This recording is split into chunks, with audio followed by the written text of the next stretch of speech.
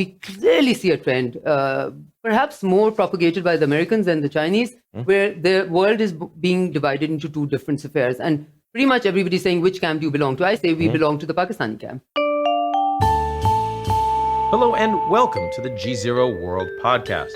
This is where you'll find extended versions of my interviews on public television. I'm Ian Bremmer, and today, as the world focuses on Russia's invasion of Ukraine, we take you to another nation caught in the middle of great power politics. Since 9/11, Pakistan has played a key and often fraught role in America's global war on terror. But deepening economic ties between Islamabad and Beijing over the past few years signals a shift eastward in Pakistan's foreign policy orientation. The Pakistani Prime Minister Imran Khan's visit to Moscow on the eve of Putin's invasion into Ukraine only serves to reinforce that. Recently at the Munich Security Conference, I sat down with Pakistan's former Foreign Minister Hina Khar. She thinks her country should walk away from the global stage, turn its focus inward. Let's get to it.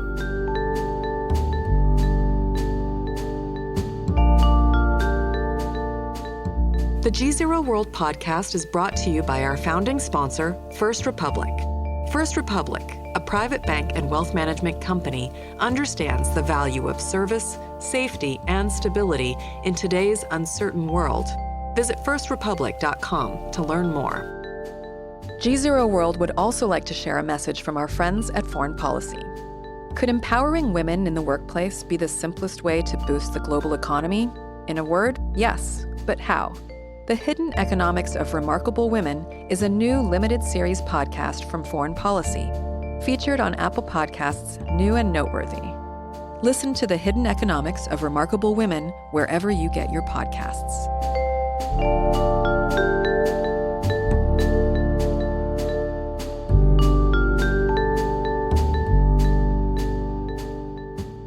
Hina Khar, wonderful to see you back at the Munich Security Conference. Wonderful to be back at the Munich Security Conference. So, Russia-Ukraine is getting so much attention right now, but not so far away from that is Afghanistan. And, a lot has transpired since the last time we've all met together.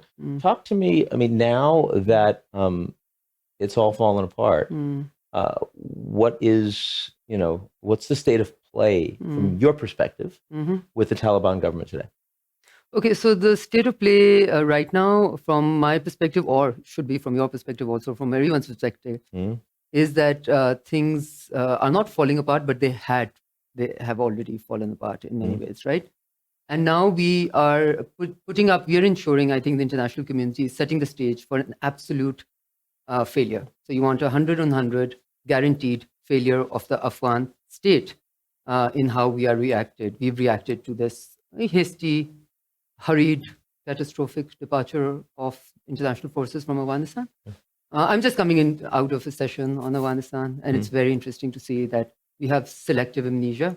Actually, we have long-term amnesia. In terms of what? Tell me, what was it that you were most struck by? Okay, look, Pakistan has had a different perspective. My perspective may not be completely aligned with the state of Pakistan's perspective, right? But I can give you a perspective.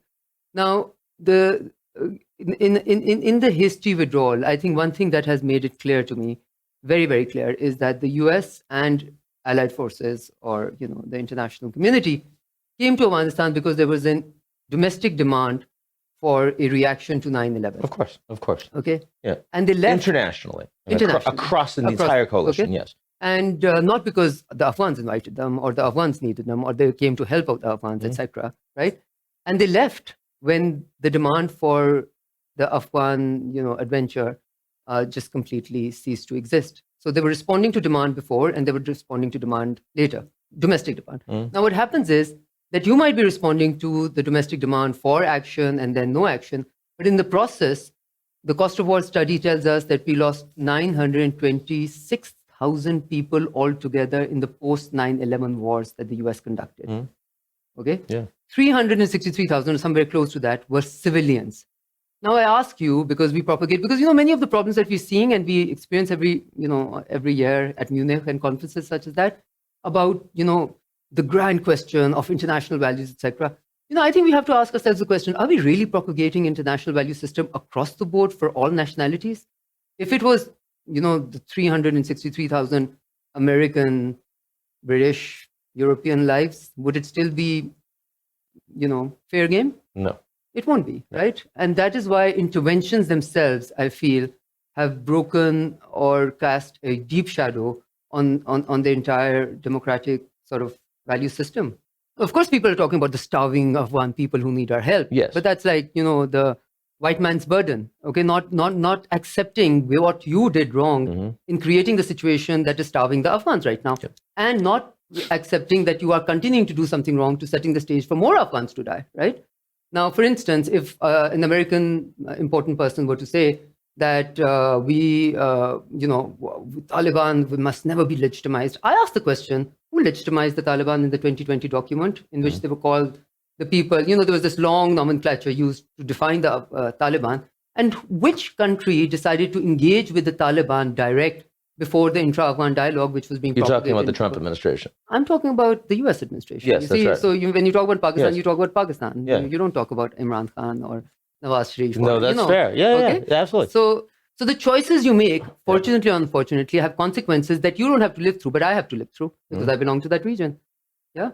And the whole interventions of the last 2 decades, I think, have had such unintended consequences that we are going to live through the consequences of those for decades to come, is because of the fact that the value system that you espouse domestically, you do not espouse internationally when you do these interventions. Well, that seems pretty clear. Mm-hmm. That, I mean, if you're talking about, are the Americans consistent in applying values everywhere? Are the Americans consistent in wanting to be, sort of an equivalent sheriff globally all over the world? We can come up with many examples where that is not the case. The issue in particular is that Afghanistan has been has been the poster child of that for decades at spectacular cost, with enormous failure, and also a breadth of an enormous coalition that's been involved.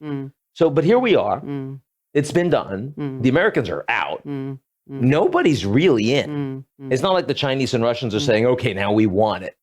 So what do you think is the path forward? I mean, when you say that there won't be a functioning state in Afghanistan, what does that mean? When does that mean? Who does it mean it to? Okay, so, we didn't choose, or you and I did not get to choose what has happened in Afghanistan, right? But there were elements which enabled the situation in Afghanistan to become what it was. So the situation is what it is right now, okay? I am no spokesperson for the Taliban. I do not espouse to any of the value system that they bring. I think that the biggest threat, their coming to power in Afghanistan is the biggest threat to my country in the messages that it sends to the extremists and, at the security level. However, if they are the reality that they are right now, then isn't it better to engage with them to make sure that there is, or to incentivize them to come up with an inclusive government with, perhaps give the rudimentary, necessary civil rights and services. Do you think to that's enable possible? them to do that? With this group, is that possible? Can I just end? Because when you said the US is out, well, the US is out, but the US continues to not really be out, because if you hold back their reserves, you're not really out. You're taking some action to ensure that you have a role, which may be a negative role. So I'm saying that if everybody was out, like completely out, and they were left to their own devices, I think the Afghans would pretty much sit around the table and say, okay, I think they would have always done that. I think the international community, all of us together, combined, my country too, maybe, came in the way of the Afghans being able to have that intra-Afghan dialogue, right? Because we were all giving our own solutions. And the only solution we didn't care about was the Afghan solution, perhaps, okay? You said, so if the Taliban are there, we need to, figure out how to work with them. Do you, because there is this sense in the United States that there's no Taliban 2.0, that in reality, this is a group that is beyond the pale, that you can't work with them, you can't engage with them. Is your view that that's not the case, and why? No, absolutely not. I am no spokesperson for them. I am not very, I don't espouse to any of the values that they bring in. I don't espouse to their governmental system or the values for women and the fact that it's not inclusive, the fact that schools for girls are still not open, none of that. However, do I have the luxury to have an ask? I mean, they are there right now. So for you to say, oh, we don't want to engage with them, is basically use, if you're becoming an enabler of 35 million Afghans starving, I will judge you on that. And I have a right to judge you on that, right? Because those Afghans starving will have an impact, at least on my country and certainly on the Afghans. And forget my country's impact or your country's impact. What about the fact that these are lives, and weren't we propagators of human rights and value of human life. So where does it all go? Do we have the luxury to have grand positions that we can hold especially when in the last 20 years or 30 years, we have done a pretty shoddy job? So I take it that at a minimum, listening as opposed to just hearing would mean that all of the reserves that are now the Taliban's reserves as the government, even though no one voted for them, you would suggest should be unfrozen. They should be made available to the Afghan people. Of course, they should be made available to the Afghan people, but to the Afghan people, as I'm saying. So I'm not talking about recognizing the Taliban or all I'm saying is that you tried to create Alice in Wonderland in Afghanistan for 3 decades. You failed miserably. So let's talk a little bit about your country and where you see Pakistan role in international affairs right now. How is it changing? Okay, so Ian, I'm a very different person than typically you would find an ex-foreign minister or a current foreign minister. I do not look for a Pakistan or a Pakistani role in international affairs. Okay, I pretty much want Pakistan to take time out and concentrate on its own domestically. Yeah, that doesn't sound like a foreign affairs minister usually. That's not what you get. Because I think Pakistan has suffered from wanting a role. So Pakistan has suffered for the last 4 decades for having a role, perhaps pushed on it because of the Soviet invasion of Afghanistan. And from that then onwards, Pakistan has never really had breathing space. Okay, and economically, we have weakened ourselves in that process. We have been aid dependent in that process. By the way, I believe the aid architecture. So whenever we talk about humanitarian crisis and developmental spending, the aid architecture, both on the humanitarian side and on the development side, is pretty much broken. As a recipient country, I managed that portfolio for Pakistan for 7 years. I can tell you it is broken. Okay, whether it's USAID, the European Union, any and each one of them. So there are many international goods that we need to fix within the international architecture. But from Pakistan's perspective, I would not want Pakistan to have any role. I would want Pakistan to concentrate inward. I would want Pakistan to secure its borders, not allow threat to emanate from a very, very revisionist India, if you allow me to say this, from a Afghanistan. I'll push you on that later, but that's absolutely. Okay. You're more than welcome to do that. I take the bait on that one. Okay. And Afghanistan, the instability from Afghanistan, we have owned too much instability. So we've been larger than life, and we said, all the refugees, 3 million, come over, we'll take care of you, etc. Our first responsibility to take care of our own. So what I'm kind of hearing from you is a little bit more of, India now part of the Quad, it's engaged more with the United States, but India's more traditional role in foreign policy has been non-aligned. We want to work with everyone. We don't want to do geopolitics. Yeah. Are you suggesting that actually what Pakistan needs is the traditional Indian foreign policy? I am, they only benefited from it, and we didn't really benefit from being overly aligned with one country or the other. I don't believe. What is this? You can say it. You can say Pakistan needs India's traditional foreign policy. No, I don't think so. You're not going to go there? You don't want that quote? No, because India was not really non-aligned. It said it was non-aligned, but it was aligned in many ways, right? But what I'm saying is that, look, India had its successes. I think India is now going to a trajectory where it will not be able to come back to seeing a positive trajectory anymore. I think the whole concept, extremism being propagated at the state level, The Economist did a very good article where it said that it is ticking all the boxes on democratic system, but the democratic pillars in India are being eroded. Yeah. Given the enormous importance of China's economy in the region, Belt and Road, the investments. How does one say, actually, Beijing, Pakistan was invited to the Biden Democracy Summit and said no. And there was much said and much written about the fact that, the Chinese told you not to attend. Not really. I don't think the Chinese did. I think some of the wrong choices we make are on our own. Give us that much credit. Yeah. Okay, so I say this because I think Pakistan has suffered from over-attention rather than lack thereof. Okay, and the whole concept of a sovereign state is a state which can make its own decisions on what works for it in which situation, right? So when we clearly see a trend, perhaps more propagated by the Americans than the Chinese, where the world is being wanted to be divided into two different spheres. And pretty much everybody's saying, which camp do you belong to? I say no camp. I say we belong to the Pakistani camp. And I say we are very set on remaining, and we should remain within the Pakistani camp. And it is exceptionally important that Pakistan is able to build on its strengths. A country which is dependent on IMF largesse cannot really want to have an overprojected role in the world, right? Our first role should be to our own people. Our first responsibility should be to our own people. I think we've ignored that too much. And I think that's what fractured democracies are looking like. And therefore, democracies are supposed to be a means to an end, right?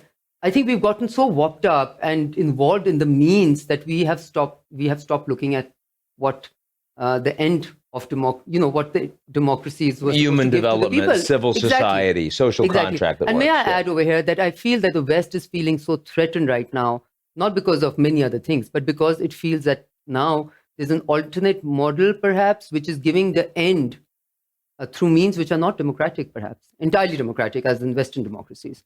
And that is perhaps leading to the fear, and that is leading to all of this restlessness and the helplessness.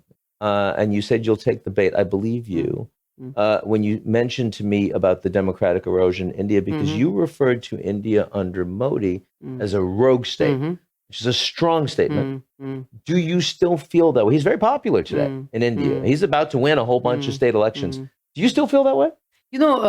Ian, everyone who's doing the wrong thing is popular in their own countries, right?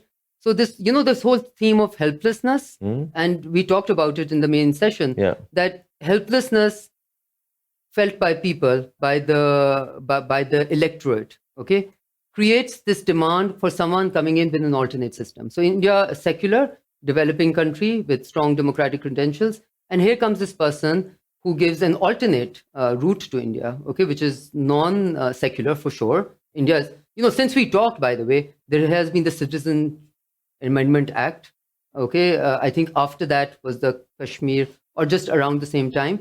So the taking away of the autonomy. Taking away of the autonomy. Taking away of the autonomy.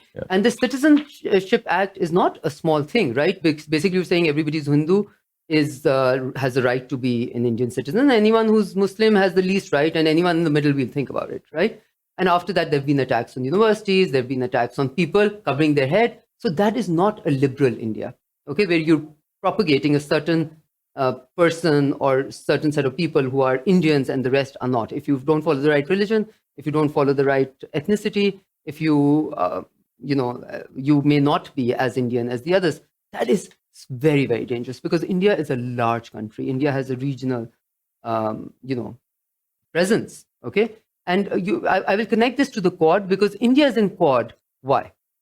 Or, suddenly why has the Quad come up? Because everything that is happening in the world, or at least our part of the world, has to do with containment of China. That's and I'm going to stick I'm going to stick to that position, because pretty much everything that is happening around our region, where the West is involved, where the US particularly is involved, all of it is coming in from a fear of China, from a containment of China policy. And India today can get away with murder, and the West would look away, because they look at India as the only alternative to containing China within the region, embroiling China in some ways.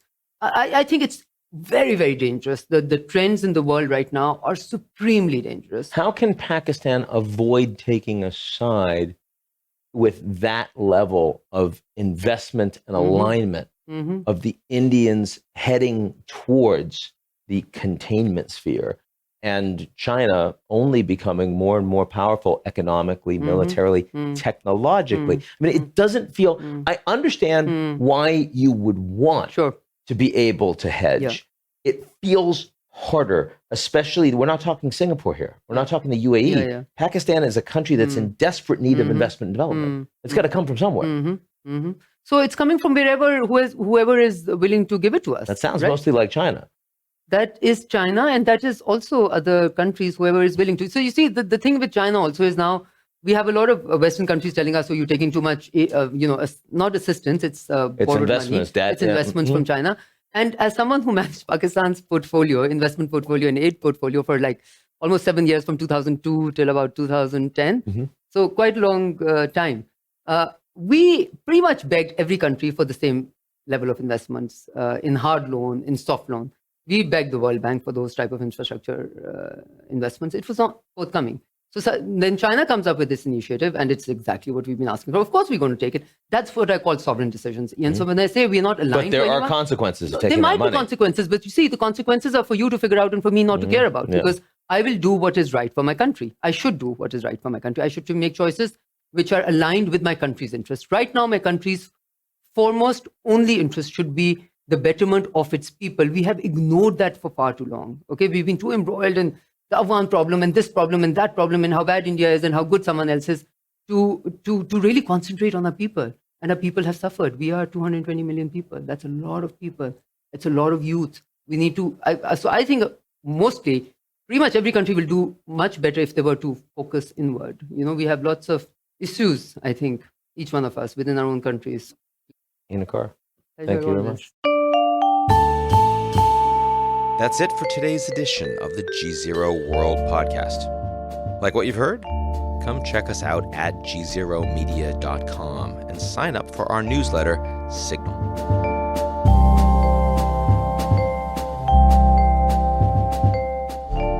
The GZERO World Podcast is brought to you by our founding sponsor, First Republic. First Republic, a private bank and wealth management company, understands the value of service, safety, and stability in today's uncertain world. Visit firstrepublic.com to learn more. GZERO World would also like to share a message from our friends at Foreign Policy. Could empowering women in the workplace be the simplest way to boost the global economy? In a word, yes. But how? The Hidden Economics of Remarkable Women is a new limited series podcast from Foreign Policy, featured on Apple Podcasts' New and Noteworthy. Listen to The Hidden Economics of Remarkable Women wherever you get your podcasts.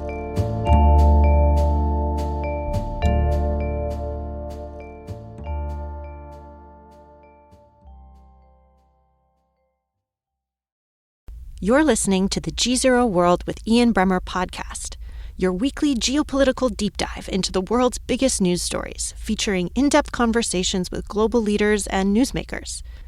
To get more of GZERO's insights on global politics every morning, sign up for our free newsletter, GZERO Daily, at gzeromedia.com.